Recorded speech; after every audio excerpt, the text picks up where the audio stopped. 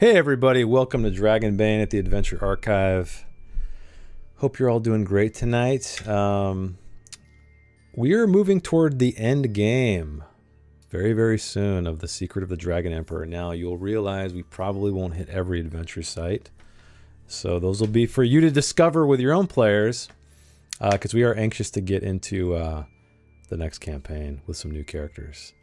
But before I begin, let's thank, of course, the amazing Patrick, who also did the Path of Glory system or module. So we'll check out, we'll try to find any typos in that one, like Gould in this one. And of course, Andreas with the official Dragonbane soundtrack, and Noel with we're playing a few different Noel tunes, courtesy of Heimat der Katastrophe. So that's what we got going on. Don't forget, like the stream if you're watching right now, and like the VOD if you're watching in the future. That helps us out a lot. And I guess we'll do a brief recap before we get going. Also, Ducky's back, so he's been gone for a little bit, but you can't see him, but he's here. So I'm alive! I am excited to see what antics Gideon gets up to, especially with a new party member, which we'll talk about shortly, who you can see on screen if you're watching us on YouTube or Spotify video, wherever you're checking this out. Okay, so last time, you guys all successfully defeated the White Death in the mine, in Bothild's Lode, the mine there, and you laid her to rest. You also found her axe in the belly of the beast, which was then gifted to the new party member, because there was a goblin in this melee surrounded by other goblins and fierce orcs who came out on top because he rolled a dragon battling this giant serpent.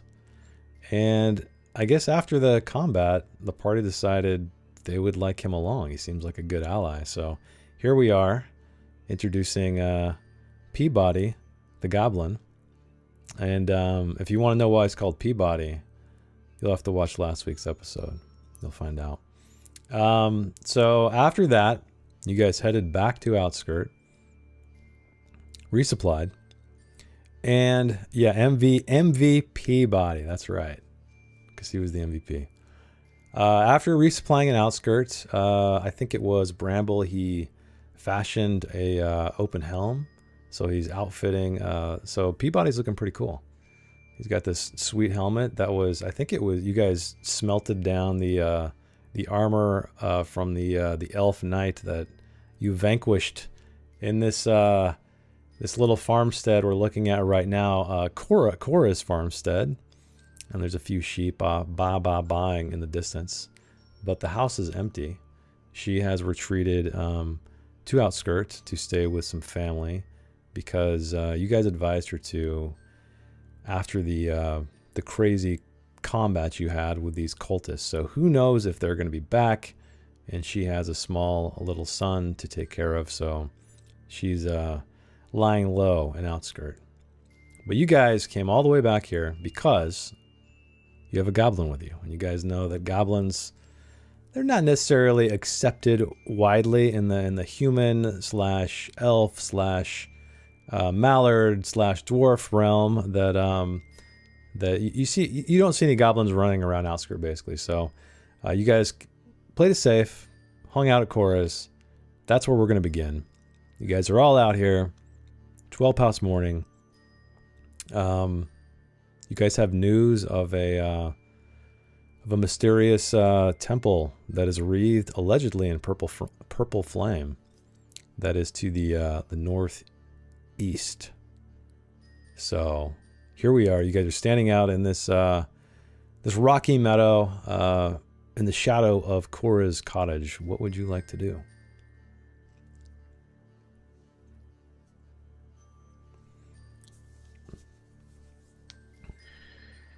I think I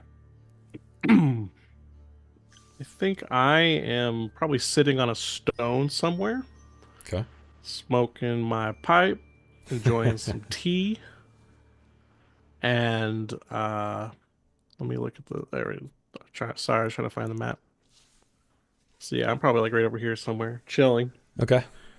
Uh, and I take a look over at the newest member of our party and see how uh this goblin's getting along with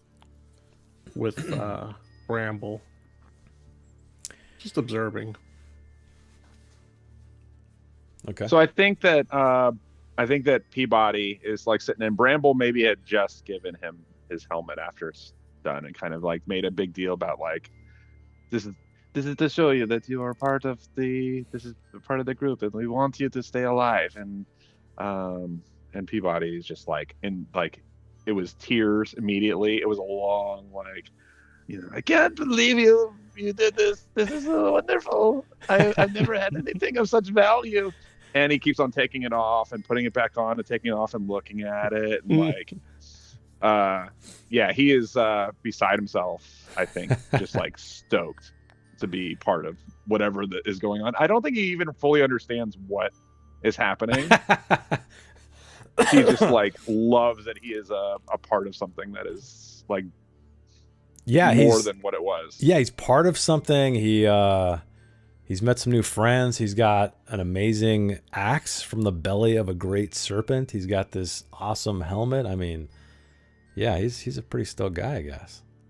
Yeah. So he's just like, yeah, he is walking around. He's maybe practicing swinging his axe around, Okay. and Bramble's maybe sitting on a rock opposite, like on this little thing, on this little rise, and it's kind of maybe like coaching him. No, maybe try it this way, or and so yeah, just kind of giving him pointers for the next time. Okay. What about Sariel and Gideon? What are they up to? Gideon is kind of sitting in the shade over here, and he's going through his notes from the past, few weeks or so. He just kind of felt like he was in a daze, and he's coming out of it, and he's reading the notes he took, and he's just impressed with everything. I like that. So as you guys are sitting here, doing your things, unless Sariel, you wanted to add anything. Sorry, I didn't mean to cut you off. You were going to say something. Not really. She's just hanging out, maybe checking out the statuette pieces. Oh, in her yeah. bag, Yeah. trying to figure out what she thinks the last one will look like. Yeah. They're still there. They're still very lava rock-like. They fit together, the two pieces you have, the three, very nicely. But yeah, I mean, you can sense kind of this, as you're inspecting these things, these pieces, they feel warm in your hand, and that gives you a sense of comfort, confidence, which, you being a very pessimistic person, according to your flaw or whatever it's called, I can't remember what they're called. But as this goes on, you guys notice that the sky looks strange. So ever since you've been here in the Misty Vale, it's very misty, clearly, right? Because of its name. But there's always been a sun shining. It's usually diffused through the clouds and the mist and stuff like that. But it starts to darken. And as it darkens, you see these darker clouds starting to roll over the mountainsides to collect in the valley. And you see this crescent where the sun used to be as an eclipse happens. And as you're doing this, Sariel, the statuette pieces in your hand, they begin to grow colder. It almost feels like there's a warm core to them, like they're trying to fight against something. But the outside of them is cold and dwindling. Oh God.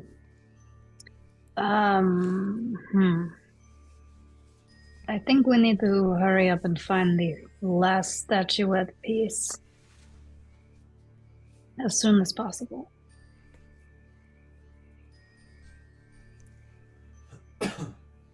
Yes, I agree. I believe it. I believe that it seems as though things are. He kind of like he feels like a chill as it kind of has grown a little cooler, and he's like, "Yes, things are definitely changing. It feels as though we, with the pieces that we have found, that things are changing. Maybe not for the best." Yeah, you've noticed. I'll remind you anyway if you don't remember, but during your travel to Outskirt a day ago, you guys made it all the way there. You all had this similar vision, where it was a black rider, so this kind of indescribable black cloaked, black armored knight of some kind. At least that's what it appeared. Right, rearing back on a horse. And it was like one of those, like I said, Lord of the Rings zooming into Sauron's eye kind of situations. And I don't know, I'm assuming you guys talked about it to each other, but it was one of those things where you were like, did we see this during our sleep, or did we see this while we were awake? It's like this weird, it's just out of reach, like for you to pin down exactly how you experience this thing. On one hand, it feels unreal, like a dream, but then on the other hand, it feels like, I mean, you can recognize the mountain ranges in the distance and stuff.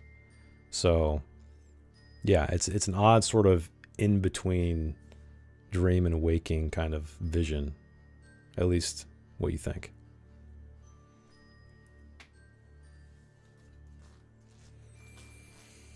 Well, we're very well prepared. We have our equipment for staying the night outside. I also don't think we need to waste another moment. We should go ahead and start heading, I believe it's north? Yeah, so let me bring up the map so everyone can see what's going on. Let me just activate it. So, you guys are actually a little farther... Oops. Wrong screen. Okay, here we go. So you guys are more... I don't mean to draw a light. Whoops. There we go. So you guys are on the northern, there's like some farmsteads out here. So you guys are more like up in this direction to the north of Outskirt. And yeah, so yeah, it's kind of northeasterish, more north than east. But yeah, up here, that is where you determined, or assuming this this next site goes, where you got the vision from Bothild herself, Bothild's ghost anyway. So your path appears to take you, thankfully there's a paved road, meaning you don't need to roll anything. I don't think anyway. I'll have to double check the rules. I'm pretty sure you don't if there's a path. You guys have once, not all of you, have crossed the Kummer River, however, further to the south, almost directly east of here, over the broken bridge to get to that little cottage out there where maybe Darrow still is. Who knows? But now it looks like you guys have a straight path over a very intact bridge, and that path moves further north into the Magna Woods. So it's a clear day with the exception of the dark clouds and the ominous eclipse going on right now, but you see the road stretching out in front of you.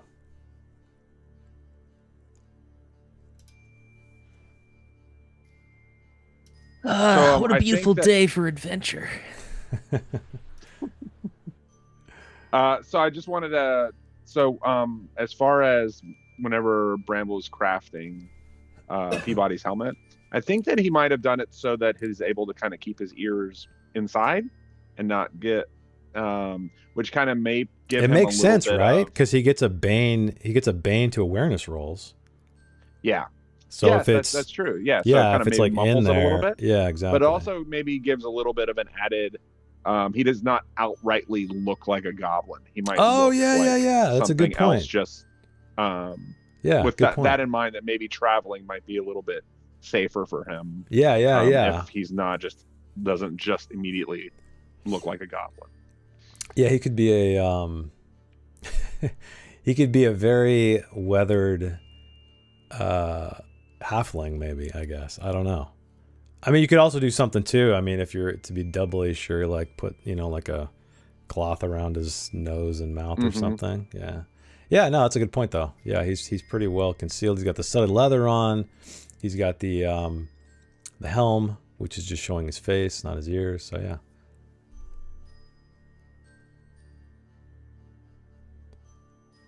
So is there anything you guys would like to do before you head out?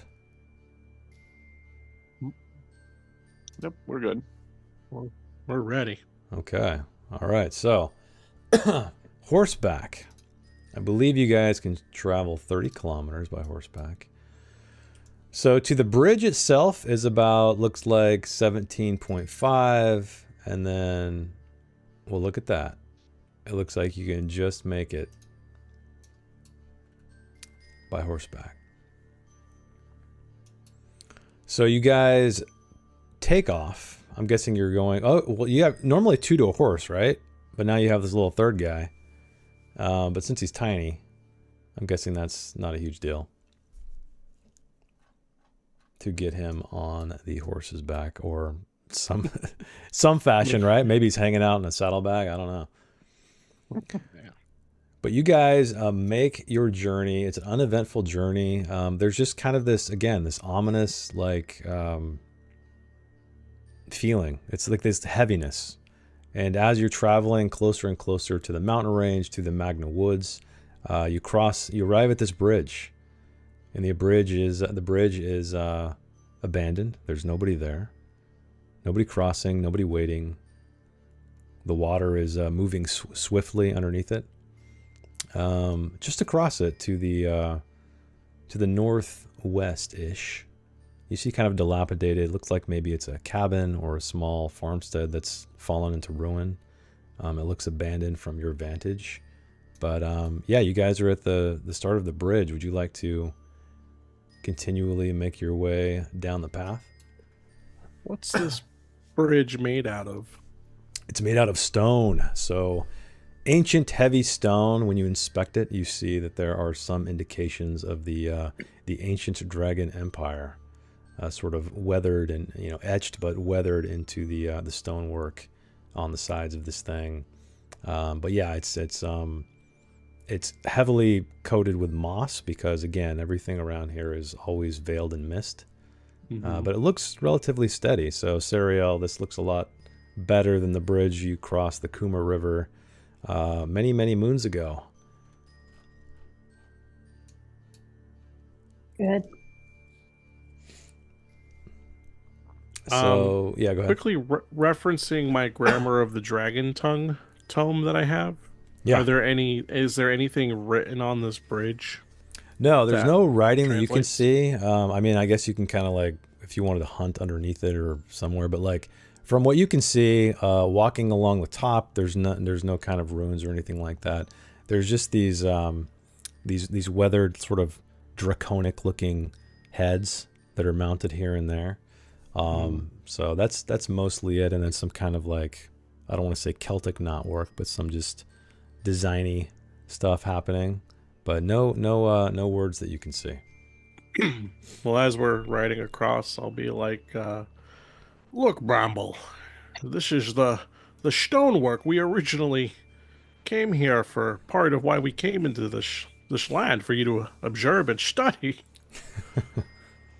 Yeah, I think when you start speaking to him, it kind of like snaps him out of some sort of like he's bit like, I think since setting off and with the weather having changed the way it has, and maybe the gravity of the situation, that this is kind of like maybe moving towards some end to this quest that they're under. He has like there's like an ominous feeling that I think he's like almost like whenever he speaks, he's whispering. And normally, like whenever you've been traveling with him, he's been like, he might like be telling stories or like singing in like a high falsetto voice, or doing stuff like that. But I think like on like the path from town to this bridge, it's been like he's been noticeably quieter and just kind of like watching around him and kind of like on edge a little bit.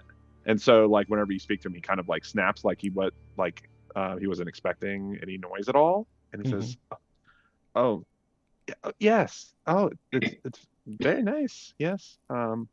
It is. Yes." And he like maybe will if they're starting to cross the bridge, he might like touch the stone as the horse walks by it. Yeah. Okay. So you guys are crossing over this bridge, and yeah, I mean, as you're paying close attention to these ancient relics, as you're passing by them or walking over them, you're getting kind of just a real. You're not sure if it's the eclipse, if it's the lighting out here, or if it's just the overall ominous mood, but you're getting a deep sense of just ancientness.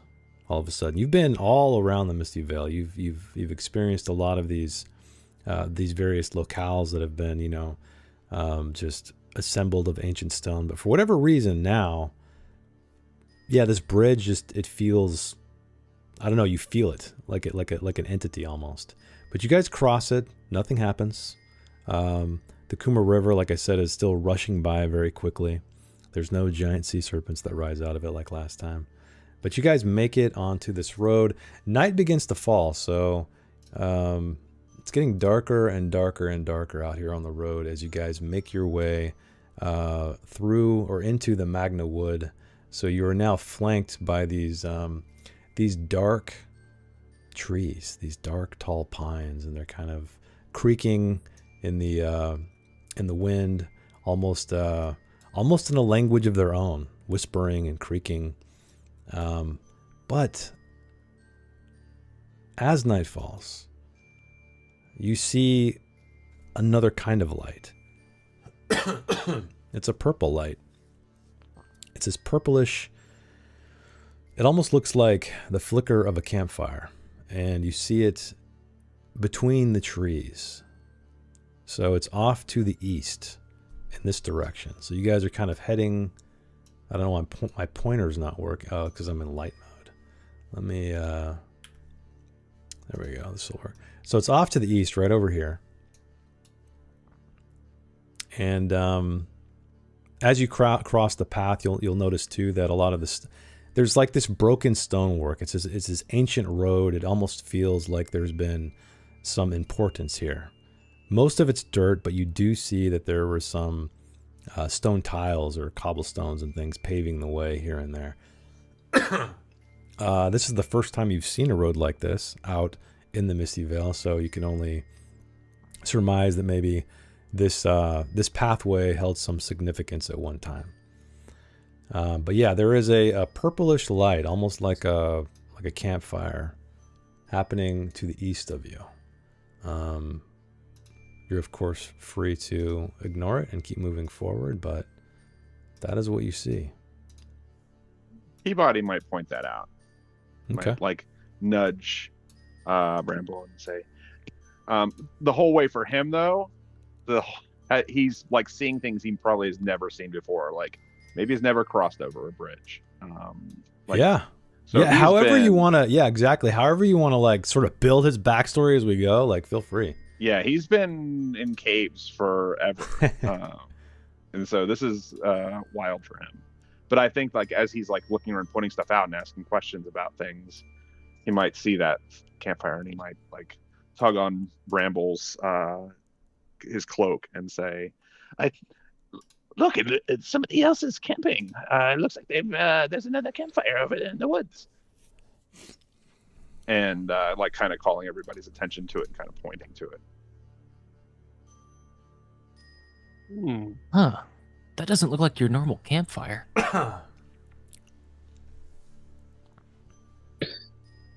Is it close enough to where if I maybe climbed a tree, I'd be able to see it better?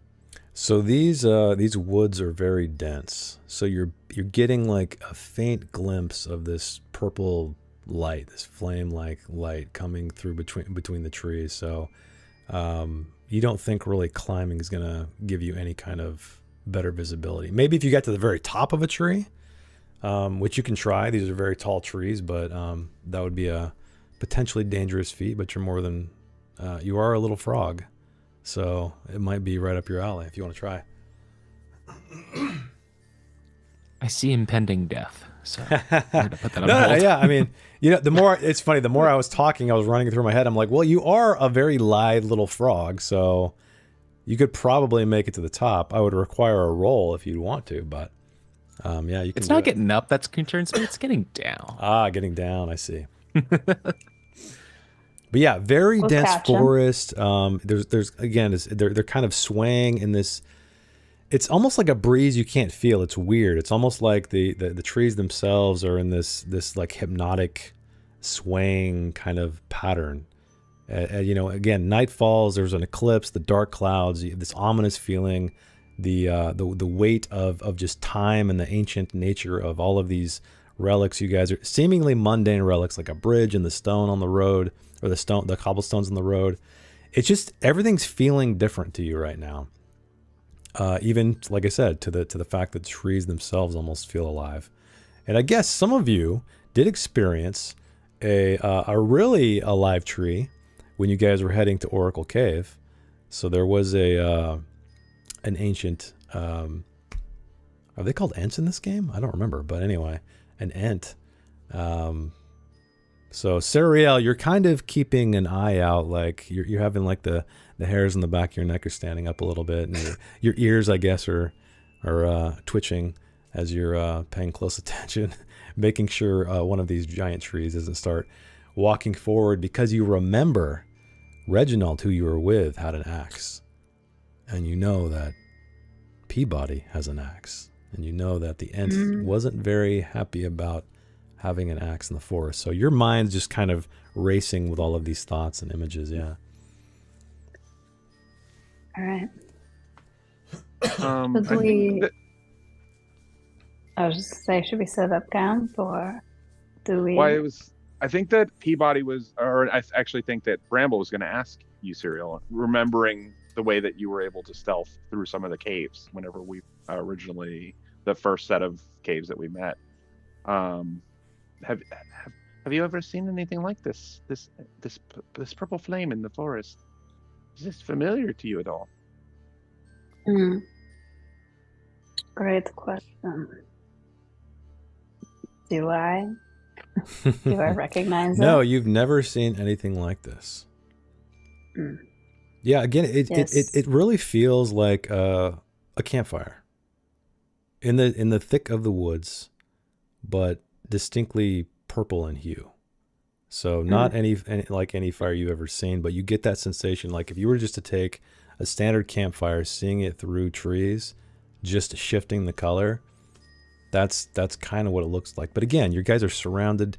I'm guessing, are you guys standing in the middle of this road between the two trees, basically, not inside? Okay. Probably, Yeah, so you guys are Yeah. standing there, kind of these monolithic trees on either side, almost leaning toward, looming over you, and off to the east again. It's almost like you just kind of see it blinking back and forth as the trees slowly sway, and you can kind of make it out between the branches. I have not seen this purple campfire before. Gideon's gonna approach the tree line, Okay. kind of closest to the fire, and he's gonna try to listen in to see if he hears any chatter or anything like that. Yeah, so you make your way to the tree line, and again, you feel this like, it's almost like a wall of cold, as if the trees themselves are kind of emanating coldness. But you kind of turn a frog ear to the darkness of the woods, and why don't you roll me an awareness roll?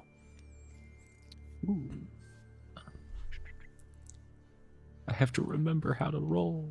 You just click on the ability, go to your skills, and then on the character sheet, you got it? Ooh. Okay, so you rolled a demon, our first demon of the game, which at least we're failing forward, meaning he's at the end of the session going to get to attempt to increase awareness. But yeah, you kind of you keep an ear, but it's like, it's almost like the more you concentrate, the louder the creaking and the brushing of the pine needles become. So it's almost like the more careful you are, or intently listening you are, the harder it is for some reason for you. But yeah, you don't really hear much of anything. Sounds clear to me, guys. I have a quick question. Yeah.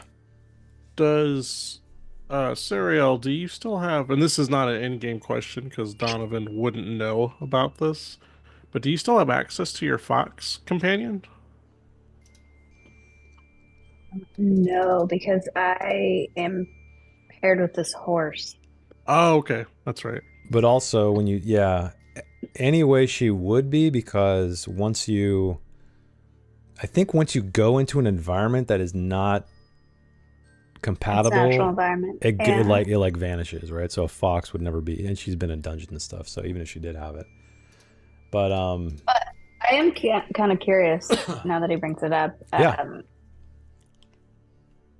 So this war horse. yes, the warhorse of Aurelian of Blackwater. Yeah.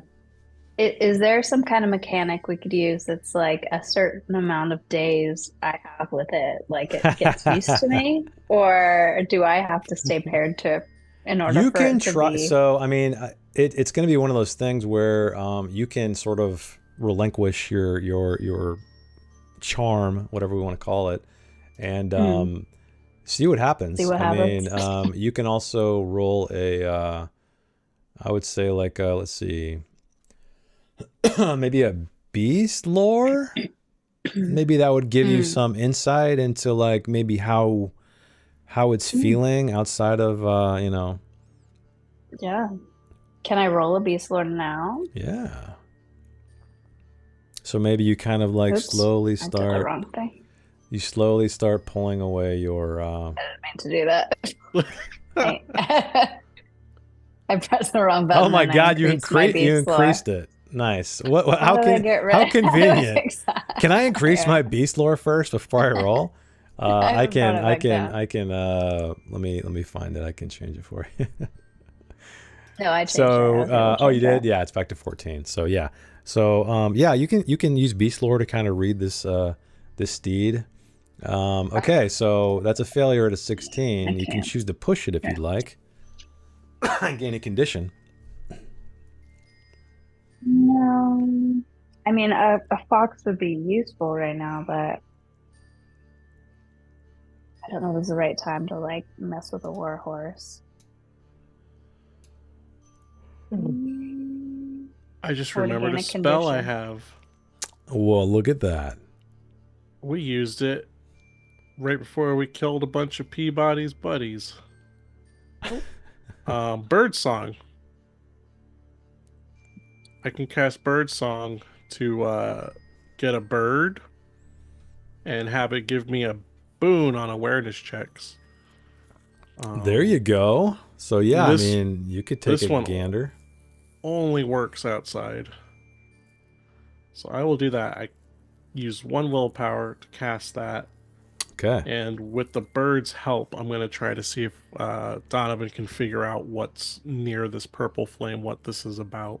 Now remind me, is this, so it sounds like you get a boon to awareness rolls. Mm-hmm. Do you, I think if I remember correctly, the bird can't communicate with words, right? But it can. Right, unless I also cast, because the last time the bird talked to me, because I cast Animal Whisper too. Oh, that's right. So basically this will just, it just gives you like a boost then to your awareness period. That's it. Yeah. Okay, cool. Yeah, so what is Donovan doing as he, after he casts bird song? And is this a trick or is this a spell? This is a magic trick, Okay, cool. So which still no costs roll. 1. Yeah, but no roll. It's nice. Yeah. And then... So yeah, I'll do my awareness check. There it is. Okay. With 1 boon. Roll. Okay, so you rolled a 9, which is a success, Donovan Diamond Heart. So as you and I guess like let me know, what are you walking up just like Gideon did to the tree line? Yeah. And, okay. Yep. I am more also trying to hear if I hear anything other than the ominous, almost like it's not really a sound, but it's just a feeling, which I've definitely experienced before, Yeah. especially underwater. Definitely. So, you stay there for a moment, listening. Mm-hmm. You know, I guess maybe you had a little chat with Gideon about, you know, maybe don't listen too hard or something. But yeah, you hear again the creaking of the trees, the brushing of the pine needles and stuff like that. But you also hear something else, and it's as if the whispering trees kind of starts to transform into human sounding or humanoid sounding voices. You can't make out all of the words, but it's almost like this. It's like a mantra or a chant or something like that. It's deep and ominous, and you can hear it coming from multiple voices. You can't understand, like I said, any of the words except one, and that word is Sathmog. Oh shit!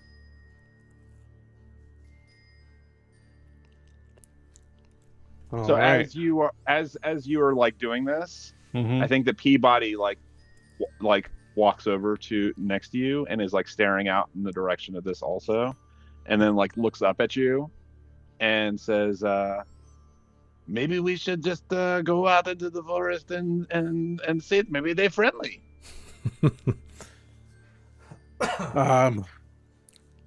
No, these sounds I'm hearing coming from beyond these trees is not friendly at all, little Peabody. I definitely go more like I lean more closer into Serial, and I let her know they're chanting Sathmog's name. It's the demon's name. We're in a critical location. How do you... I mean, we have the jump on them, I believe. Perhaps, but we could just ignore them and keep heading up this trail to a temple we're searching for, right? Yes, I think it's just up the road. And if you want to roll, I would allow like a languages roll with a Bane if you want, unless you have some kind of tool or book or something that might allow you to be better with languages or more familiar with certain languages. The only tome I have is Grammar of the Dragon Tongue, which is the complete opposite of the Demon Tongue, I would assume. Wait, do I have... Oh yeah, the Dragon Tongue, that's right. I forgot about that one. Yep. No. But my languages isn't bad. So you said with a Bane? Yeah, Bane. Yeah, because it's just, again, the sounds and it's just everything around you is kind of making this difficult to concentrate. But that is enough. So, yeah, some of the other words, you're kind of just, you're picking out keywords. So you hear like, rise, dark lord, the time is nigh. Sathmog, Sathmog. But you also hear something else, Donovan. It's a voice that you've heard before. No, we dealt with that demon. Inside your head. Oh, shit. And it just says, I see you.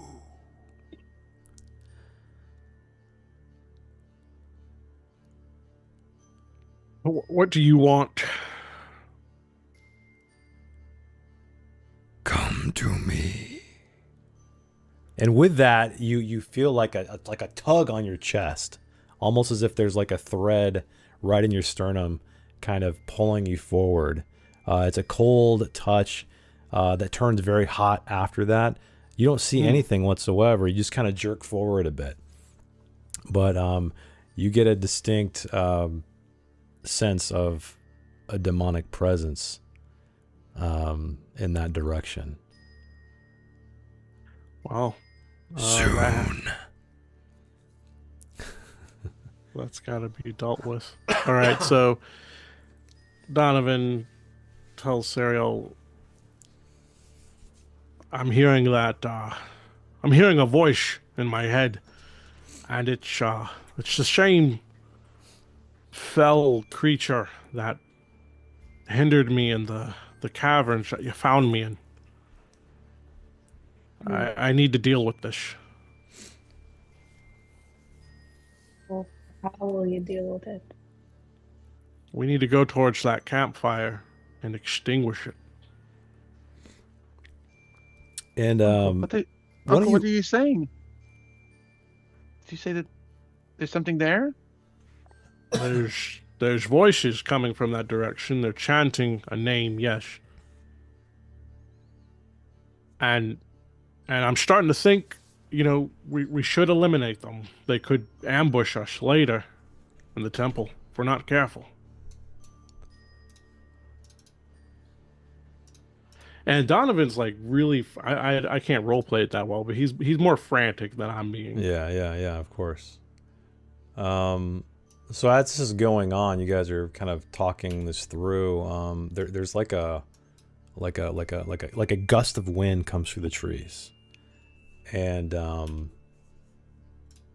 this light grows a little bit, gets brighter.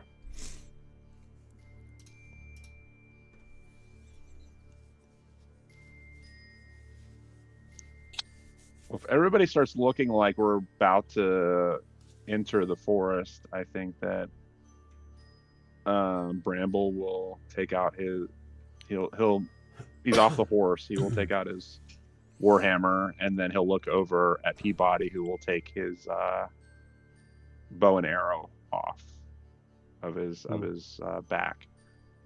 And he'll say, "Well, looks like here we go again."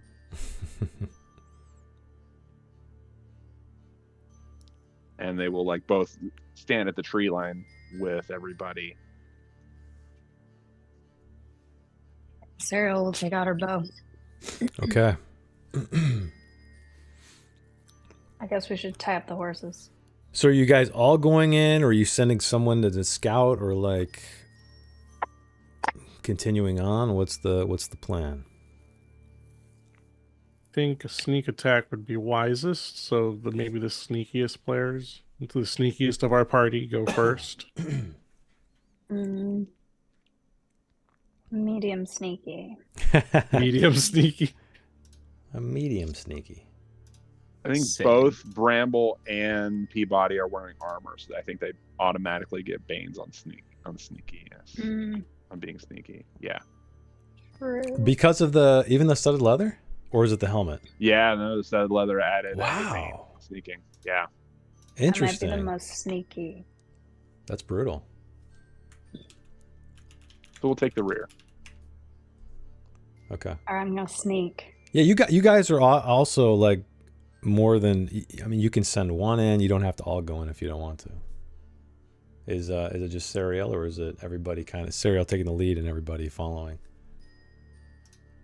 Gideon What if- is actually gonna climb up the trees, but follow. From the top. Oh, okay. So why don't you 'Cause give I forgot me... he has this leaping ability. Yeah, you can leap. You can climb from tree to tree. So what I'm going to need for that, though, is an acrobatics roll plus a sneaking roll. Okay. Just because otherwise I'm going to assume you're not trying to be quiet if you don't roll like the sneaking check. Cool. All right.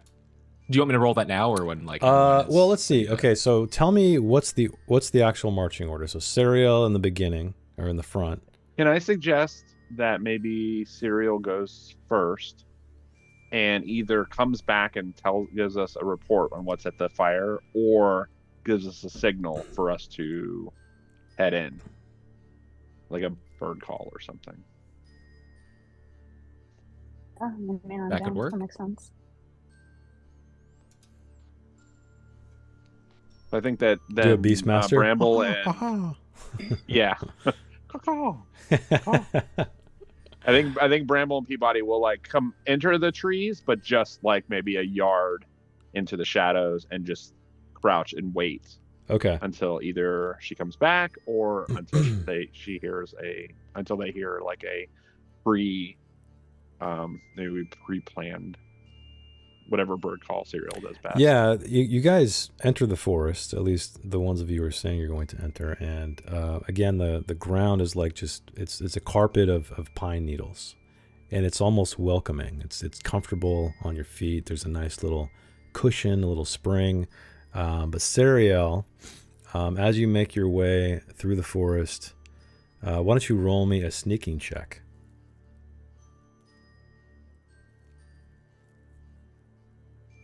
Right. Do elves have any kind of... It doesn't matter. You succeeded with a 7. So you quietly make your way through the forest, and this purple firelight gets brighter and brighter and brighter. And you come to what appears to be a glade of some kind. But this glade has a ruined stone wall around it. The remnants of a stone wall, I should say. And you can see, like I said, it's a clearing. These dark pines are rising up, looming over you and over the clearing itself. But you kind of find like a little gap in the stonework of this wall, and you peer through it, and you see in the center of this clearing are these shadowy figures. There's 3 shadowy figures around this. It's like standing stones almost. Some of them are fallen over, but they're almost forming this diamond shape. It appears kind of broken. It's been there, or it's been haphazardly put together. But you see these 3 shadowy figures, and the chanting is obviously much louder now. And there is this purple fire at the very center of this stone diamond. And at each corner of the stone diamond is a goblin. And they are tied up, gagged, and they're kind of writhing. They're squirming, trying to get free clearly.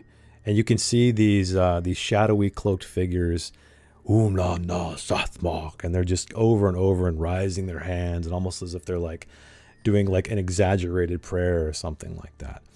And you also see, though, at various points, 3 other points around this glade, are these other purplish flame glowing objects. You can't quite see from here like what exactly they are, but they're on the forest floor, and they're a little bit outside of this this stone diamond. But again, there's like a stone wall that is flanking 2 sides that you can see. The sides you're on, thankfully, so it's giving you some kind of cover. But you see these 3 figures, and then you see these, I forgot to mention there's 2 other figures. They appear to be standing guard. They appear also to be dressed in the same garb. So these dark cloaks, I mean, it could be any color. You see them kind of backlit with this purple flame, but they're silhouetted. But your keen eye, your king elven eye, spies these 2 individuals have bows. They have arrows knocked, but they're loosely, held, and they're just kind of like scanning the wall that you are standing behind. Okay.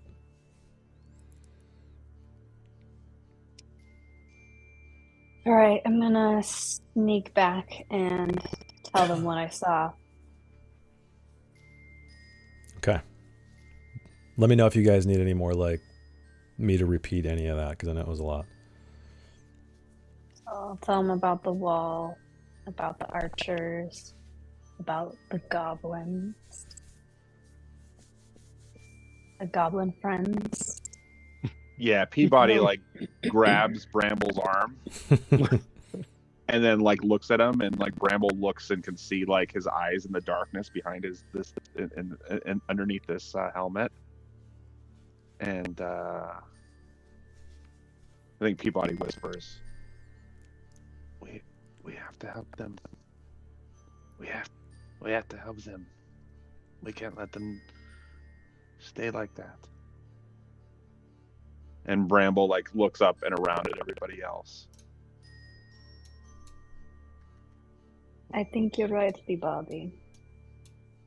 Maybe we can take out the archers with our arrows, while the others get ready to climb the wall. He nods and kind of, if you could see his face, it's kind of like he puts on like a brave face.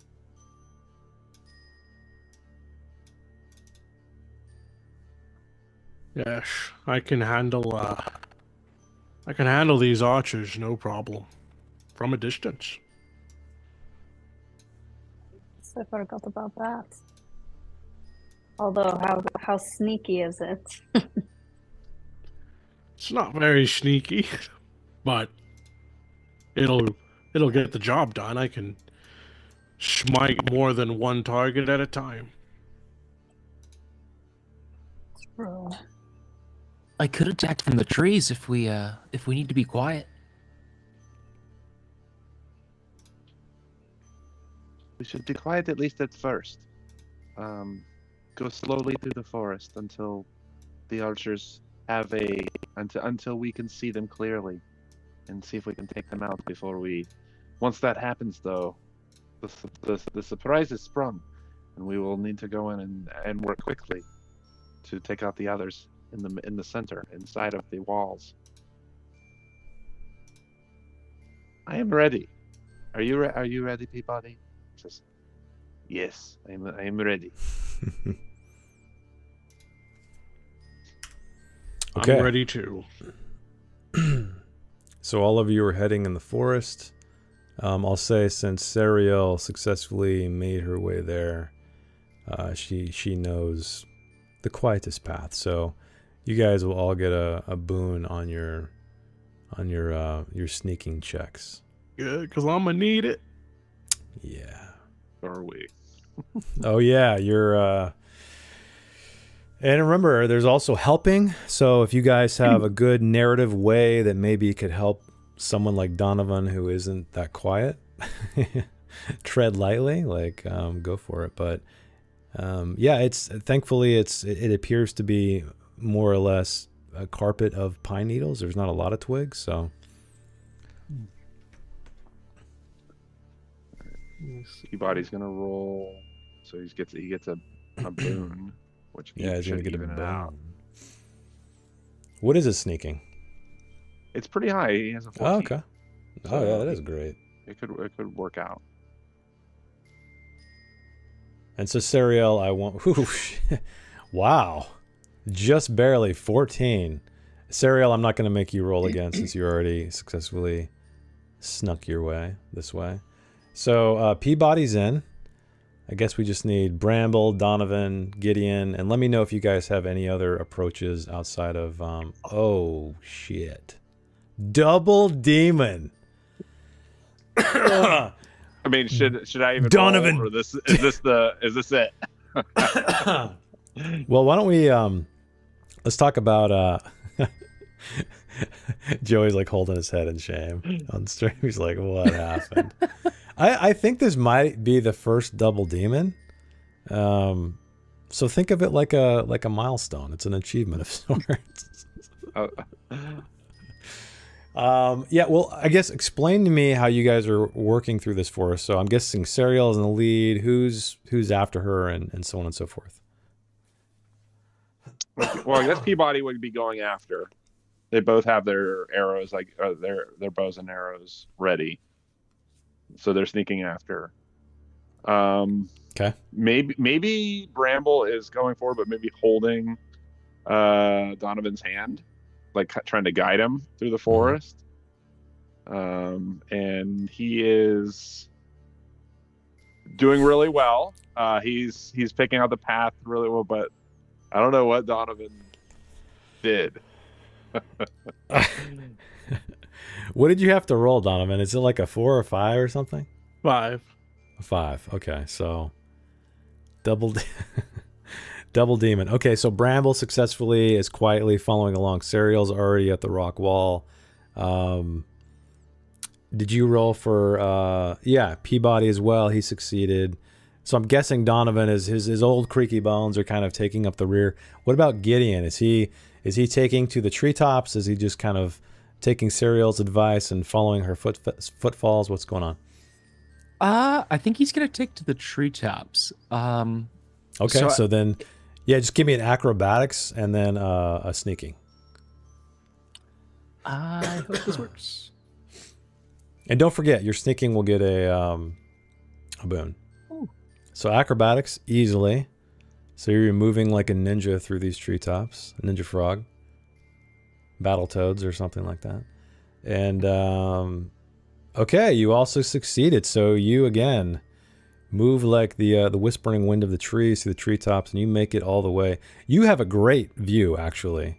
So you made it to the topmost, or you know, the tree line toward this stone wall, and you're higher up, so you see all of this incredibly clearly. You see, and I'm just gonna before we see what happens to Donovan, I'm going to drop you guys into this new scene, and feel free to move your characters around if you want them to be somewhere else. But I'm just gonna go. Let's see here. So Serial, say it right there. Peabody. I'll say you guys are all together. But if you guys want to be like on different sides or something, you can. Once I activate the scene, you guys can move. So that's Peabody. We got to get Gideon, and we got to get Bramble. Where's Bramble's token at? What? Am I blind? Hang on. Let me just search. There it is. Okay, I don't know why I couldn't find it. All right, so, and last but not least, Donovan is in the back. So I'm going to activate this scene. And this is kind of what you guys see. So there is a bit of moonlight streaming into this glade. And you can see here and here are these stone walls, and they're rising above your head. They're about, I don't know, 7 or 8 feet tall, let's say. But they're various heights, varying heights as the stones kind of crumble away. But in the middle, you see these individuals in the front, these hooded figures with bows kind of scanning the area. And then you see right here in the middle, this is where the purple fire is happening. And right now it's sort of like about that size. It's a couple meters across, and it's strange though. It's almost like it's keeping to the ground. It's not like rising up like a fire. It's flattish in a way, and it's about like ankle or so height. And you see these 3 goblins. They're at these sort of 3 points of this triangle of this stone foundation. But yeah, there's these other individuals kind of, and obviously these 3 guys sort of at every point of this area. They're the ones chanting, kind of doing hand gestures and body gestures, I guess. So as this happens, Donovan is making his way slowly through the forest, and he finds the loudest, driest twig. And it snaps. And then for some reason, there was a small stack of stones. Who knows who put this here? If it's a witching area, those all also crumble to the ground. Crack, crack, crack, cracking on each other. Sounds like a bunch of firecracks going off in the forest. And these 3 individuals at the front, they stand at attention. They knock their bow, or they knock their arrows. And they start kind of scanning the area. They're moving along the perimeter of this this stone wall, trying to keep an eye out. And it appears like these 2 guys are moving toward the lower part of the wall, kind of, and you see this clearly, Gideon, but you are wreathed in the blackness of the tall trees. And this guy, he's also heading toward this area. So you guys can act, do whatever you want to do, while these guys, again, they're kind of slowly making their way to the wall, keeping very cautious and quiet. So I cannot actually see any of this because I'm behind a wall. True, that is true. Yeah, well, you're kind of, I don't even know if you've reached the party yet. You're kind of like Yeah. a little bit in the back, I guess, but Like if I'll I say try to that- move my token up to see, it says I can't move because there's a wall. oh, maybe I have you on the wrong, hang on. Yeah. Oh, sorry. Oh, try now I can see everything. Okay. Sorry about that. Yeah, you were on the other side of the foundry wall. That's why. Ah, okay. So we'll put So yeah, Bramble's gonna be over here. okay. So you guys, yeah, What like I just said, happened? Bramble and Peabody. If you guys want to like be somewhere else, I just kind of threw you by Serial. Okay, yeah. But if you want to be Peabody somewhere else, Gideon too. is with Serial. Like they are Okay. tracking up together, like with their bows out, ready. Like when that happens, I think that they like Peabody. I think probably crouches and waits, and is looking towards the wall. Hmm. Uncle, are you okay? Did you hurt yourself? I'm struggling with inner voices. Oh, I'm sorry. Maybe you should. Do you want to wait here? Or can you No. continue? No, I can continue. We have to shave these goblins and do it quickly. Perhaps we should move in this direction, and points like kind of like toward the northeast, away from where Serial and Peabody are at, so that we're not all bunched together. Maybe they'll be Yes. able to. So he might like take your arm and then like try to move like this way. We'll create a distraction for them. Okay. So these guys continue to move around. This guy is starting to join these other over here, but again, they're slowly kind of making around. This guy is starting to move toward this area right here where the wall is lowest. It's almost like stair stepping up to this high point. Mm-hmm. And this guy's kind of making his way to this side where it looks like he can probably mount this wall in some fashion.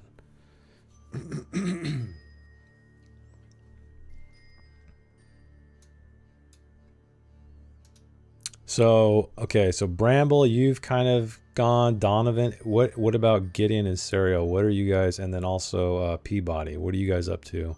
We'll kind of do like an out of combat round just around the table, and people are free to kind of do an action or series of actions. So since I'm on top of the trees already, am I Yeah. free to move around, or do I have to like roll a sneak roll every time? So I'm going to say, since these guys are now aware, you're going to have to roll a sneak roll. Okay. I won't make you roll an acrobatics again, but because these guys are definitely paying close attention, you'll have to do a sneak roll. But yeah, you can move freely around the treetops if you want. I am. I mean, you can see all. I mean, I know it's kind of hard to see because the map's pretty dark right now, but like there are trees surrounding this entire area, so you could conceivably make your way like, you know, in a circle all the way around if you wanted to. Yeah, I think Gideon's gonna make his way over here. Hopefully quietly. Well, let's see. Distance wise, what's your distance? Or what's your movement? 14. 14. So you can make it to like, I guess here. Yeah, that's fine wherever you are. We don't have to be exact. So yeah, why don't you roll me a sneaking check? Oh, did you just roll it? No, that was another one. That's 9 No. minutes ago. Gotcha. Yeah, let's see what happens. I mean, we can use that one if you want. Okay, success with a 4. Awesome. So you make it all the way over there. You get a better look at this situation, and you more than anyone, Gideon, I think. Why don't you roll me a Myths and Legends with a boon, as you kind of get like kind of an aerial view of this clearing. Look at that. Wow. So dragon. We rolled the dragon, everybody. So you so I'm going to give you basically all the information because you rolled the dragon. Hell yeah. So you see, as I mentioned, this stone structure, and it almost like emblazons itself in your memory, even though it's dark and sort of painted by this interior on the interior with this purple light. But this enters your mind clear as day. You've seen these. It's the mark of Sathmog. So it's this almost like diamond-shaped diagonal, or not diagonal, like with horns. It's almost like a diamond with horns. So this is a very crude representation of it. You can see that these, you start to see all the details, like some of these stones were moved recently. So you can see some patches on the forest floor where there's like mud and stuff where the rocks used to be. But it appears as if these cloaked figures have assembled this shrine, altar, whatever you want to call it. And you also see the goblins very clearly. They're tied and gagged, like I said, and they're at these very distinctive 3 points of this triangle, this diamond, sorry.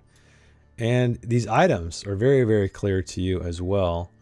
So what you see is a bracelet, and it's at the foot of the stone, kind of where the curve of the horn might be. And on the other one, you see it looks like a toy wooden soldier, like something that a child would play with. And then the other one, you see it's like a shawl or something, some kind of cloth, kerchief, something like that. But all of these 3 items look like they are placed in very distinct places along this altar, let's call it. And they're all glowing with this purple light as well.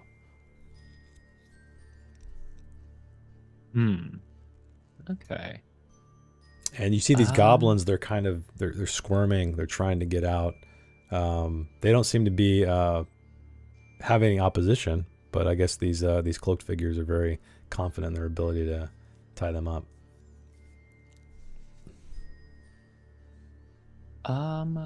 Would I still have to roll a sneak if I'm over here? No, I'll say your sneak will kind of take you, you don't have to roll it every turn. But okay. So do you want to do any other actions before, because I want to pass it to like Sariel, and we'll kind of just keep moving around the table until something happens. In terms of actions, no. He's just gonna notate down in his journal about the bracelet, the soldier, and the shawl. Okay. Yeah, you note these are really.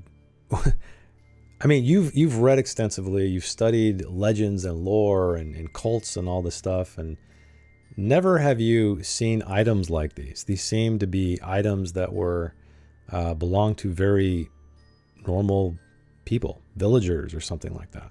These do not seem to be like, the head of a lamb or like the heart of a child or anything like that. Like you're very familiar with when it comes to rituals or anything like that. So it does kind of stick in your head strangely. Do any of these items have any unique identifiers that like maybe we've seen them before on our No, travels? you haven't seen them before, but you have. I mean, if you had to guess, it feels like they feel like probably possessions of, again, like I said, normal people. Okay. Like these items were taken purposely by these individuals and put at these very distinct places in this configuration. You don't see any significance in terms of like the order or anything like that, but you can tell they're important because number one, they're glowing.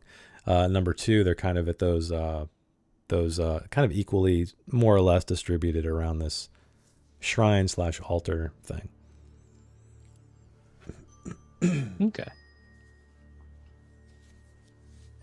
So these guys continue to move around. This guy's actually mounting right in front of you, Sariel. So you're still hidden in the shadows in the tall portion of the wall, but he's stepping up on this on this wall here, and so is this guy over by Bramble and Donovan. So they found these little nooks where they can kind of climb their way up. This guy is just kind of holding the center, almost as if he's guarding these guys in the middle who are doing the chanting. Do I have a good view of this guy? So you're kind of, so he's up to your right. Mhm. He doesn't notice you because, again, you're behind this wall. You were kind of peering through like a little crack where holes are to see all what's going on. So he's kind of mounting up. And remember this, the highest point of this wall is about 7 to 8-ish feet tall, which he's heading toward. But right now it's, I don't know, maybe he's like at the half that, 3 to 4 feet maybe right now, as he's kind of slowly making his way, scanning the tree line.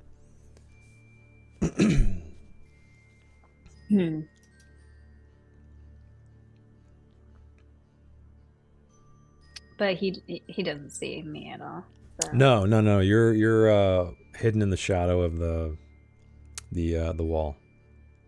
So if I shot at him, would I get a boon because we're not in combat? He doesn't know I'm there. Yeah, he's so sneak attack or surprise attack. Let me see that. Yeah, I think it would be. So he is aware, but also you're basically completely in the darkness. Okay, so that's, never mind. That's for initiative. So yeah, it would be like a sneak attack, surprise attacks for like initiative specifically. Let me check this out. So the key to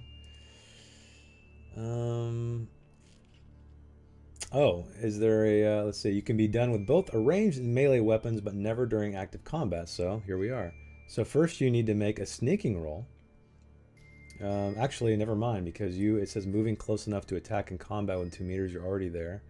Let's see, if you succeed, your attack counts as surprising, which means you can choose any initiative card you want. So this is going to trigger combat for everybody if you do so. So basically, yeah, I guess I'll just give you a...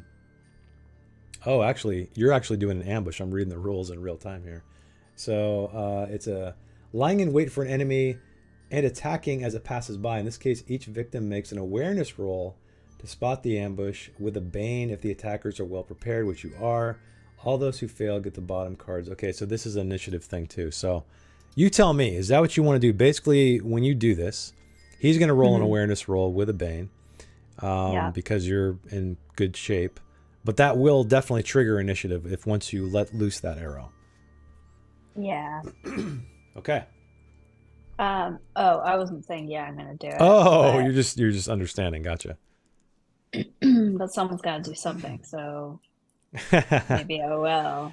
Yeah, he's really creeping up there. Little pebbles are kind of coming down, dropping on your shoulder. We didn't really like form a plan. Like someone says something. I think that if you don't, Peabody's going to. Yeah, he sees his brethren tied up. He's with you, like and he has right his by arrow me. out also. I see him kind of like tweaking a little, so I'm gonna like put my hand on his shoulder, and like kind of like nod at him, and then like put my arrow up, and then I'm going to try to shoot this guy. Okay, so let me. Can we do a 1, 2, 3, and we both fire at the same time? Yeah, can we do that? Yeah. Can we try to take out? You guys tell me, what do you guys want to do? Hey, Bobby, are you shooting the different ones? At the other guy or the same guy? I think the same guy, but just because we're right underneath this guy, basically, like in the shadows. But I think that also you get a clear. Yeah, I would say you get a clear shot too if you wanted to, Peabody. If you wanted to shoot this guy, so I'll say you can kind of like skirt if you want to. If you want to. So maybe he's looking at you, and if you gave him like the like a hand signal, and then he'll point at that other guy, and then he'll turn and like aim that way. Yeah. Okay. All right, that's what we'll do, and I'll give him the 1, 2, 3. All right, and then he'll fire. And Okay, so you fire. guys fire. So let me roll these awareness rolls really quickly, which they're gonna fail miserably because it's very low. So 1 bane. Oh, you see it rolling on that dragon? Mhm. Yeah, scary. I don't like that. That wouldn't have mattered anyway. So he fails. This guy is gonna get a bane. Wow, dang, rolling so low though. That's crazy. Another freaking dragon, but it's not Luckily good it was enough. So, baned. what's up? I said luckily it was baned. Yeah, because there was a Luckily, it 1 was with that one. banned. Okay, so you guys, let me select everybody and add you guys to combat. Do I have everybody? No, Gideon. He's up there in the trees. Almost missed him. I'm not Okay, here. so yeah. Yeah, you guys roll me an attack roll. I'm gonna try the twin shot. Oh, nice. Okay. I'm trying to remember how to go. It's an ability where you have to spend willpower points. It should be in your Yeah, thing. I'm reading it right now. Roll just once to hit with a bane. Oh, that's dangerous. So this guy Is it gonna a have the boon? Is this lowest. attack a boon? Do we get one, or is it just a flat attack? It's a flat attack. You guys just Okay. get like I think so. Let me Even though double we're check. sneaking? I think it's like basically an ambush. Body. Awareness spot ambush with a line of sight. So all those who fail get the bottom cards counting from 10 and up randomly drawn. So that means that all these guys are going to be at the bottom of the initiative. So I'm going to have to manually move them down. I don't know why it's not letting me. Maybe I can move Peabody up. It's weird. All right, so I know it seems like you should get a boon. I feel like. So you succeeded Peabody. So why don't you roll me? He does not see it coming, so he's not even going to try to dodge. So why don't you roll me a damage on that? And you're shooting this guy, right? Yeah, I wasn't sure how. I haven't targeted, but maybe it's I had I didn't have Peabody's Oh, let me token selected. No, So- you're right. Let me change the initiative order for you and Sariel since you are initiating this stuff. So let me update. Initiative card is going to be 2. Will that work? Oh man, I see how it works. Yeah, we'll just have to kind of go around. So let me move Sariel as well. I wish there was an easier way to do this, but discarded 1, 3, so I'll do that. Okay, so we're just gonna say that there. Now can you do anything? Can you target or anything like that? Let's see. I have it on you as your turn. Okay, let me see if it'll work. Yes, I have it target. I have the guy that he shot targeted. Okay. So Peabody is letting loose an arrow. So he fired. Do you want me to roll again just so that I can? No. You I don't succeeded. have an option for. I don't have an option for damage. Oh, okay. I wonder why that happened. That's weird. Because you rolled bows. Let me double check your. Yeah, I mean you're a player character. It should have worked. That's weird. Why don't you roll? We could just do it manually, so because I don't want you to like miss or something. I think so that's why a don't you? D10. Yeah, it looks damage. like bow is a D10, correct? Okay.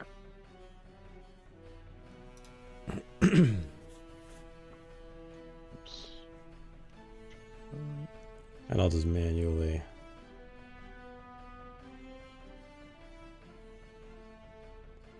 Five. Okay, so this guy is definitely unarmored. So you easily shoot him. Your arrow flies through the darkness, whistling by, and pierces him unaware, right in the ribs. And he starts to lose his footing. So I'm going to make him make an acrobatics check, because he is on precarious ground right now. Okay, he fails. So he actually falls over backward on the other side of this wall with an arrow in him. Nice. And he's prone. There we go. Okay, so Sariel, why don't you give us a shot at this guy at like near point blank range? Okay. I'll target him.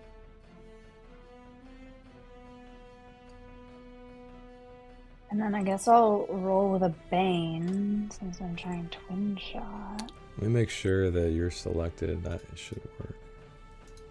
Yeah. So you're using twin shot then? And 2 arrows on this guy?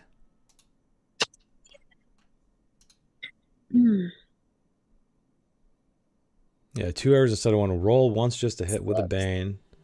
Damage is rolled separately. The arrows can be directed at the same target or 2 different targets. So, what's your plan with that? So you succeeded with an 8, but you have 2. I'll roll this damage and then I'll roll another damage. Okay. Like manually. Does that work? Yeah, I think you can probably even. Okay, so that's 9. You can click on the short bow, damage the D10 too if you want. And then don't forget your D4 damage bonus. Yeah. You can do it manually too if you want to just do D10 plus D4, it's fine. But I just noticed on the character sheet there's like a little D10 by the... Oh, there we go, nice. Okay, so how do you take this guy down, basically? So he's on this wall, walking up, doesn't see you whatsoever. You let loose this arrow, it hits him wherever you want to end his life. I want to... Let's do both eyes, and then... Wow, both eyes. So, okay. And then I want him to quietly fall forward off the Oh, interesting. thing. Okay, I like it. I don't like want it. anyone to know this happened. Got you. So why don't you, you know what? Since you killed him, I'll just let you have it. So yeah, he kind of like, his eyes open wide in his hood. You can just see the whites of his eyes as they get filled with 2 arrows, and he, in surprise, just kind of like topples forward into the foliage below, and he is. Maybe I could even try to catch him if I want to be. If really you want quiet. to, yeah. I mean, he appears to be a full-grown man, so you know. Well, I'm like 6 feet tall. I don't. Nah, it's fine. If I can quietly have him fall. I mean, everybody knows what's going down right now. So you guys have They alerted. do? Well, I mean, there's Okay. yeah, I mean, like I said, once it starts initiative, the way it works in this game is when you fail an ambush, you just get like the bottom of the stack of initiative, meaning they're Okay. kind of like, "Oh shit, what's going on?" And everybody else gets to go first. Maybe to retcon, Cereal and Peabody like piled up a nice bed of pine needles at the base of this wall, so he fell into like a nice cushioned mattress of. Yeah, there we go. That's fine. Yeah, at this point, it doesn't really matter. This guy is on his ass. Oh, This yeah, guy is dead. That's true. So you guys have gone. Next up is going to be actually Donovan. Donovan. That's me. That's you. I can move at a snail's pace. I'm gonna move here. Okay. And then here. Where is measurement? It's control drag, control click. Control. Thank you. Mm-hmm. Why is it a circle? Oh, because I picked the circle, I guess. How do I? You're dragging it? Are you not seeing it? I'm seeing a big circle when I do it. Oh, now I see a circle. Well, you got to just make sure you're on the... I would do token controls. Token controls. Yeah, it's the upper left. It's a little man, the little like avatar icon. Oh, I see. Just click on that, so you're kind of just basically deselecting everything, and then... Yeah, I don't know what the hell you just drew. I'm guessing you did want to... I'm guessing you did like a... Now that's target. Yeah, I have no idea what you did. I don't know what I did either. It looks like you did it a couple times. Yeah. I just wanted to know how far away all these people were, which I can see now. Well, I can tell you. So, this guy is 11 meters away. Uh-huh. Wow, what is going on with Foundry? It's like doing weird sticky stuff. Okay, this is like about 13 meters away. This guy is 16 meters away. And the other guy in the back is like 20 meters. Okay. I will try to figure out how to get rid of those circles. Yeah, there's But also a first- measuring tool, which you can click. It's like a ruler, but I don't understand why. Yeah, I have no idea why it's a circle. Did that get rid of them? No, I still see it. Are you in edit mode? Can I delete this as the game master? I can't appear to do anything.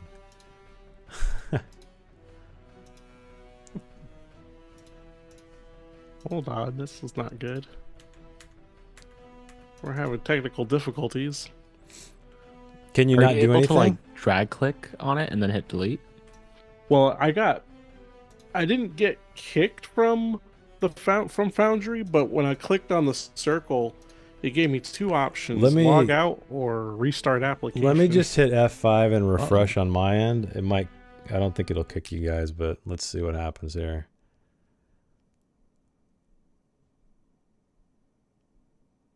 No, it's still there. All right. Well, That's all right. We'll deal with having a giant circle on this battle map. It's okay. Yeah.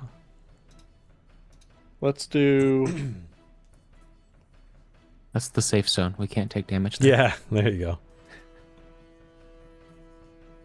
Let's get rid of this guy. Okay, I'm targeting the prone opponent, and we're gonna do lightning flash. Okay. And Any Call down power flash level on or this just guy. standard? No, we're gonna juice it up. So we're gonna go to power level 3. Power level 3. Okay, that's a 9. That's a success. That 19 flash Oh scared man, me. you're gonna destroy the shit out of this guy. Yeah.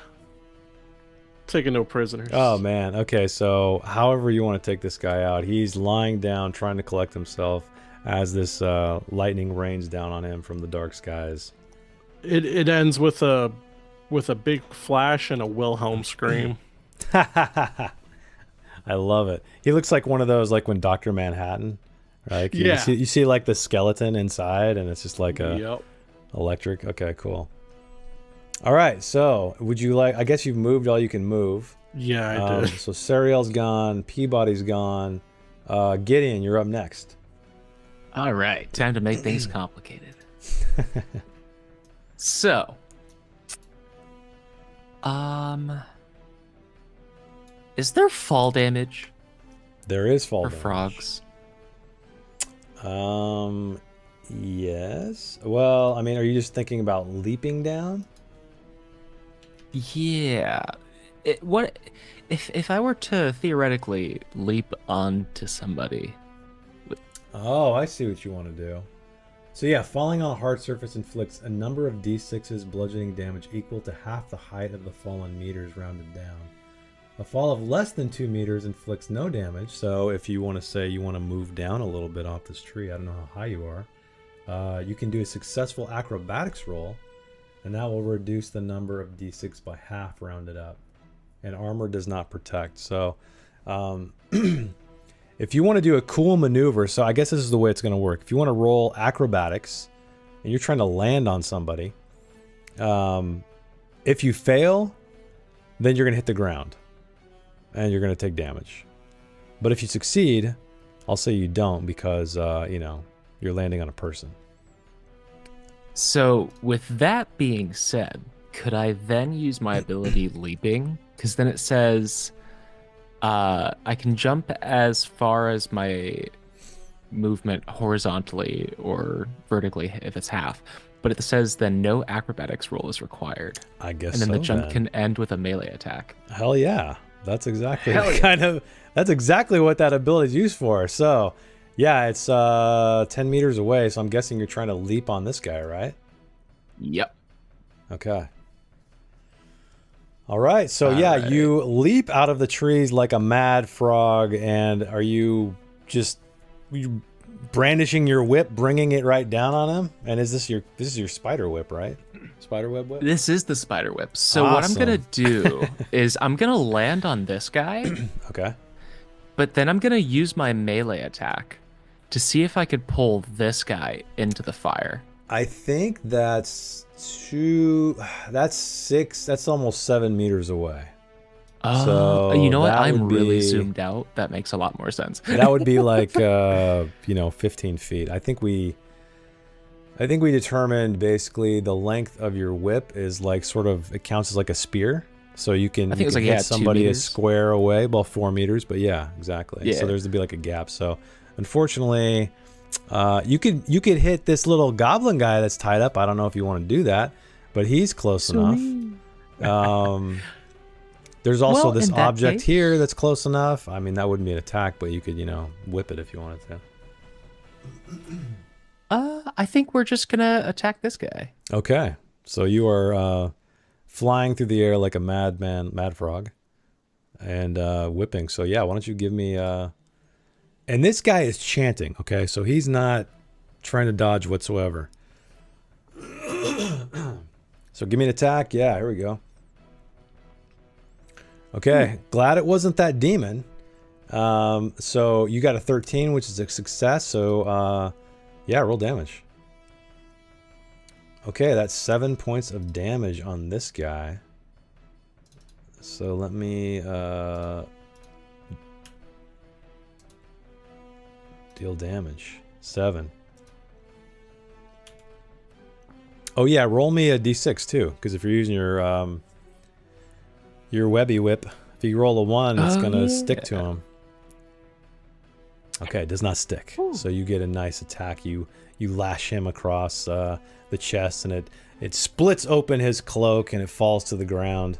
And underneath that, you see a very wretched-looking individual with pale skin and sunken features, and his eyes are looking at you in terror. Okay, so you are just like on this guy, hitting him. Next up is Bramble, I guess. Okay. So I think that Bramble, this area of the stone wall was pretty low, yeah. Like the guy just kind of stepped up on it. Yeah, you can totally make it up on that side. Okay. So he's going to, as like this guy is fried from Donovan's lightning attack. Bramble is going to run and kind of burst through like the steam or the smoke coming off of this guy. I love it. And is just going to sprint at this guy, making his way up to him, and is going to smash him with his warhammer. Awesome. So yeah, he's one of those other guys with the bows, but yeah, he sees you too late as you're bursting through this electrical smoke. That's a cool image. I like that. Vaulting off the guy's chest or something, running forward. 3 is a success. Okay. He sees you at the last minute, and he's going to attempt to dodge, but I'm going to give him a Bane because of all that's going on. the confusion here. And that is a failure. So roll your damage. What? Oh my god. Okay, you destroy this guy. How do you want to take him out? Yeah, if he doesn't see it coming, the only thing he sees coming is the warhammer like hitting him in the face as he like turns. His eyes go wide just as his face is smashed, and he's just like knocked to the ground. And Bramble is like hits him, but like almost like he is more interested in what is past him. So it was almost like an afterthought. He hits this guy. Oh damn! Is planning on just continuing running into this this other group. Awesome. Okay, as you do this, that brings us. So all these other, let's just call them what they are. They're cultists. Let's just all these other cultists. They appear to notice what's going on, with the exception of this guy who got kind of torn away from this this triad that's going on here. But they kind of are chanting even more furiously, and you see that the fire in the center sparks, but it also oh, that's the wrong one. It also grows bigger. So let's do 4 and 2. Actually, I'll make it a little bit bigger than that. 5 and 3. Yeah, so this purple fire in the very center of this area starts to grow and almost engulf the goblins, and they start writhing more frantically, which is going to bring us to another initiative round here. So here we go. Okay, so this guy is up first, and he's still again concentrating on this this chant as the purple fire begins to rise. And also, Gideon, it's going to be your turn next. You see that these 3 items are rising off the ground as well, and they're starting to orbit these stones that they were at the base of, or at the foot of. Oh. So you're up next. So seeing that,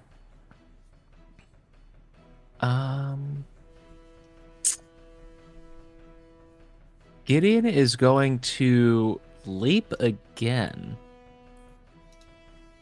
But over here, and as he does that, he's going to attempt to grab, I think that was the bracelet that's right there. Yeah. He's going to attempt to grab that. Ooh. Okay. So you go over there. Sorry, can you repeat that? Are you going to run over there and grab it, or are you trying to use your whip, or what was it? He leapt. Oh, he leapt. Okay, so you're leaping over there, scooping it up in your hand. So again, this thing's kind of like hovering in the air, circling the stone. And yeah, you try to grab it, and you do. But the second you grab it, it's like a tendril of this fire comes from the central area and starts to like just come toward you, almost like a serpent in the sky. And I'm gonna need you to roll an evade as this thing comes at you, and see if you're able to dodge it.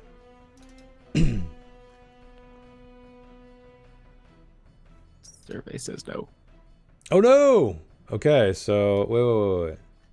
Oh, I'm not all the way at the bottom. Okay, so you can push the roll if you'd like.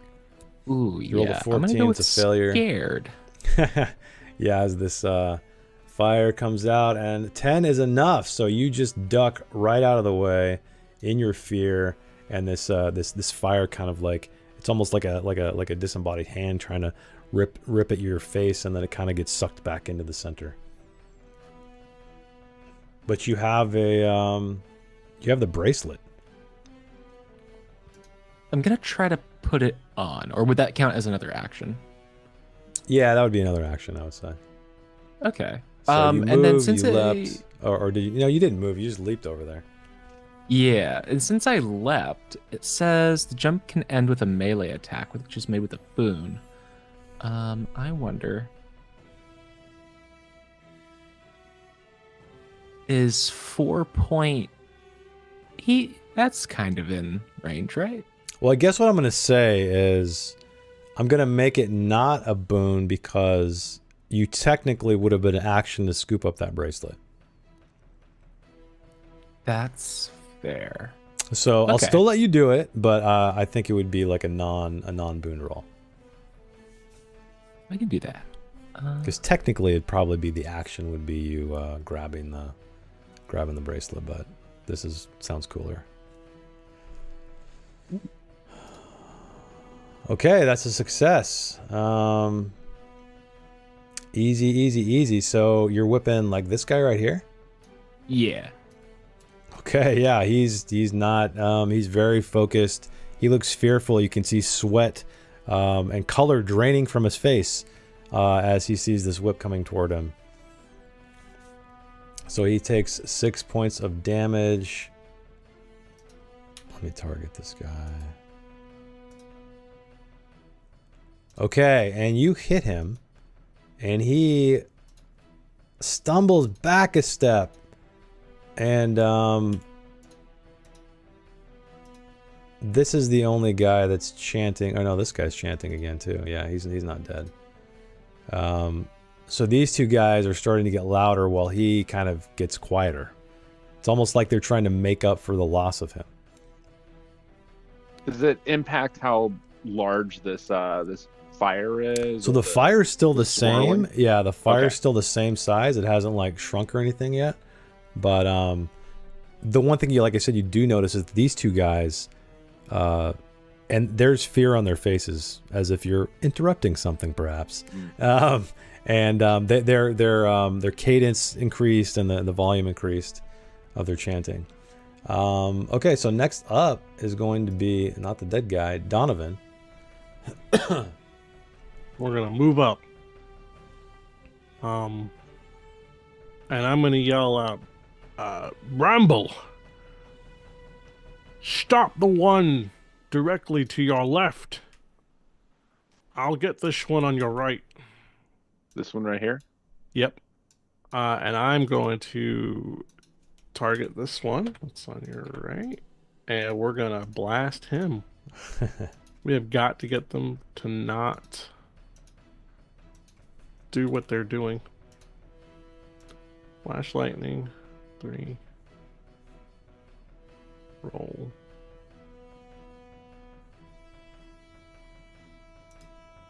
Did it go through? Yeah, it went through. All right.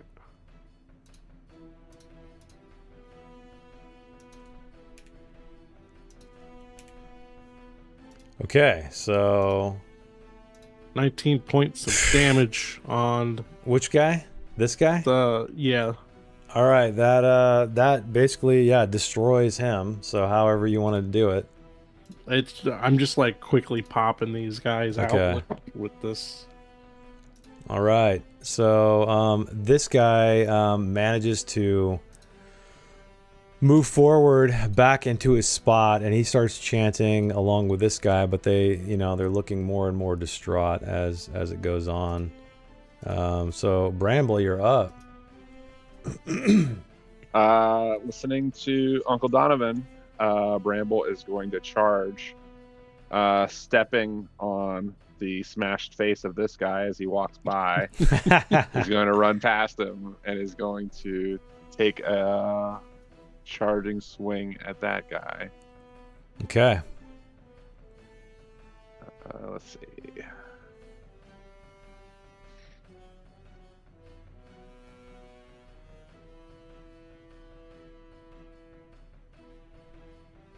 It's a 6. Success. Yeah, easy success.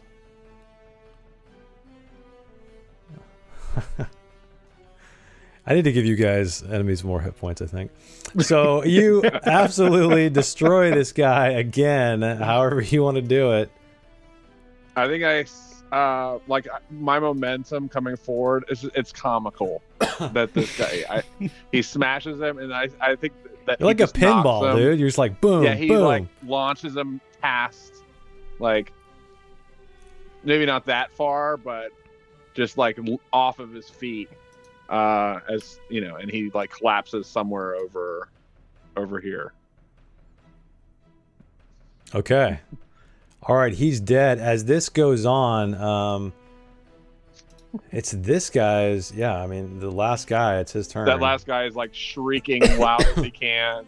He screams, and you see him. He reaches into his cloak and he pulls out a curved dagger, and he utters some words, and he draws it across his throat, and he leaps over this goblin into the center of this purple fire, and it just engulfs him. And he's flailing his arms, screaming. There's blood spurting out, running down his chest. And then the fire just goes whoosh, gets sucked into a pinprick. And then he, let me move him. He smolders, and let me make him dead. But then this fire, this purple fire, swirls around and goes over to this guy. No, sorry. Doesn't do that. It goes to the guy who killed himself. So it infuses his body, and he stands up, and his eyes glow red. And he looks across at Donovan, and he says, "You." And you hear that voice come from the bloodied cultist that sliced his throat as he stands up. So, and that's where we're going to end it tonight, everybody. On a little bit of a cliffhanger to see what happens next time. Thanks for hanging out with us on the stream, and if you're watching in the future, thanks again. As always, thanks Patrick for the amazing system, and Noel and Andreas for the tunes, and yeah, as always, thanks guys for watching, and we will see you guys next time.